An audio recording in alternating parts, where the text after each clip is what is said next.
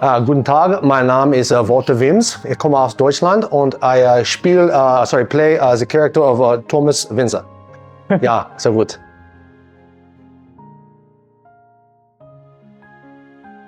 Thomas Windsor is a great character. First of all, I get to do a foreign accent, which I absolutely love to do. And they had me originally playing a Brit, but my Brit chops up to all the different British accents.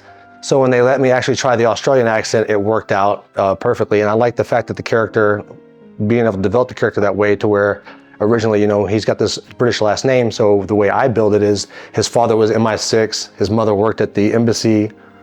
That goes, they moved to Australia when he gets the accent. And you worked your whole backstory there. Oh yeah, absolutely. It helps me with developing the character and then how he responds to certain situations and things like that. Was it at any point tough to get that Australian accent out in your lines? I was so happy. I remember when we first did our first table read and they wanted me to play the Brit and just the chance to use the Australian accents, which I love because I lived down there for 3 months.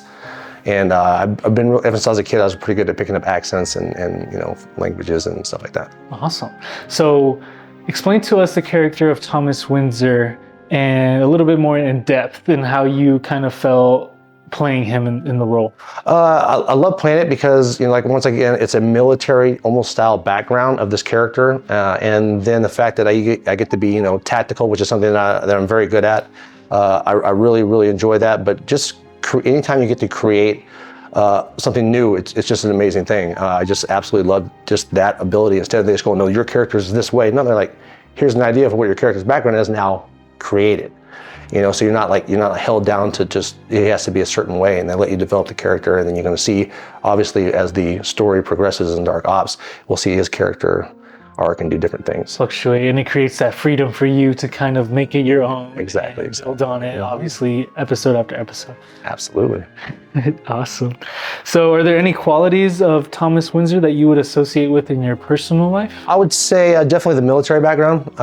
That's pretty much going to be with most of my characters that I get, as they're probably all going to have a military type background. And that's just, that's my bread and butter. My grandfather, my father, I've been in the military since the day I was born. So, that's just my thing. Anytime you put a gun in my hand, it's like, oh yeah, it's time to play. So I get excited anytime I get to do anything. It's my wheelhouse. They've allowed me to play outside my wheelhouse. When I played a banker for Scorched Earth, which awesome. But when it's something you're really good at, you know what I mean? And you really get a chance to shine. So I really appreciate it. It gets the blood flowing. Oh yeah, absolutely. And obviously you did crew and acting. How hard was it to balance those two positions, those roles? Because you were obviously slating and then acting and then just all over the place. I'm blessed in this whole thing that I have two people that saw that, hey, this guy can do more than just act. And when they unleash me and they just let me go, I just want to work. I love every aspect of this business. And they're allowing me to learn everything in this business, which no one's ever done before. So for me, that's a big deal. Yeah. They're not getting rid of me. Yeah, it's a really big opportunity. I even produced my own show and did not have this much freedom. If that tells you anything. It tells a lot. It definitely says a lot about how amazing Mel and Ali are. And to just be able to be creative it's a blessing. Oh yeah, for sure. Yeah. So what, in your opinion, what was the toughest scene to shoot? The toughest scene to shoot, that is a great question because everything usually flows so smoothly with these shoots. Man, anytime you put more than 3 actors in a room, I would say that's usually the toughest one because you have so many different shots that you have to take. You have to do everybody's OTS, you have to do everybody's up close. So when you're doing a shot like we did in scene 25, where you have 4 actors in there, or 5 actors, that's a big deal because it's not just me, I'm just gonna say my lines. No, you have to get a vibe with the whole thing. Everybody has to be on that same page because if one person's coming in high, somebody else is coming in low. But what I've noticed is with all these scenes, even when you have more than 3 actors, is that everybody's just already on that same page. It just flows and it just works. It's a team, it's like a family. So it's beautiful. Every time everybody's on set, it's just like, yeah. Like you were saying, a family, and that's pretty much what this whole company was built on, was family. Yeah. Those familiar. And you feel that when you come on set. Yeah, and the awesome thing is that everybody is so welcoming on set and kind of They let let you be you? They even let me be part of casting. I mean, I've brought in, what, 6 actors now, you know, and that's, come on, that's like, are you kidding me right now? Are you kidding me?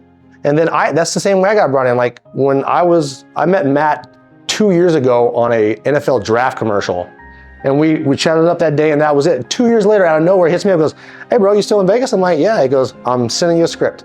Okay, let's knock it out. And they brought me in as a day player and I've got to see Scorched Earth and it's amazing.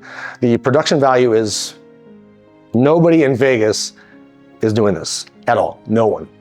Now, onto your favorite scene. Any particular scene that is your Man, a private jet, come on, man, are you serious? Are you serious? Or even like driving the Audi with the big old camera on the front. I mean, that's so cool, you know? And then I've been on both sides. I've been the guy driving the vehicle while we're filming another vehicle. You know, so anything like that. But the private jet, when we finally get to see this on the big screen, the production value of just things like that, the higher end car, the jet plane, you know, it's not just a guy running around with a camera. You and they shoot 2 cameras at the same time, so the continuity of all your scenes flows so much better than, all right, I'm shooting him, now I'm shooting a reaction, now I'm shooting the wide, boom, boom, we're done. And you get the reactions at the same time. And it's all seamless. And because that's what they do in the big studios. That's what all the big studios are doing, you know, over at Fox, over at Netflix. You think they're shooting with 1 camera? No, sir. That's independent film. Oh yeah. So you definitely feel that the production value here at Night through the roof. They've just hit their 1-year anniversary and they've already got 8 titles out. And if you look at the production value of every single one of those shows, it just gets better and better and better. And the acting gets better and better and better. So DarkOps, you would say, is definitely their most valuable show to date. Yeah, if you look at take each show, like I say, each show, and you see how they add and they add and they add and they add and they add. Come on, man, a private jet, get out of here. It's just insane. It's insane. Amazing. It's insane, yeah. Yeah. TJ, man, like even me seeing you on set, running around, doing all these things, fixing up seat stands, lights, doing slate, this constant energy throughout the day, even the night, you know, like 13-hour days on set. Like, how do you do it, man? How do you keep I've been like this since I was a kid. You tell me to do something and I go. And I sleep when I finally get tired. Yeah, so I've had chronic insomnia pretty much my entire life, so you just let me work. Yeah. Once I hit go, it's go.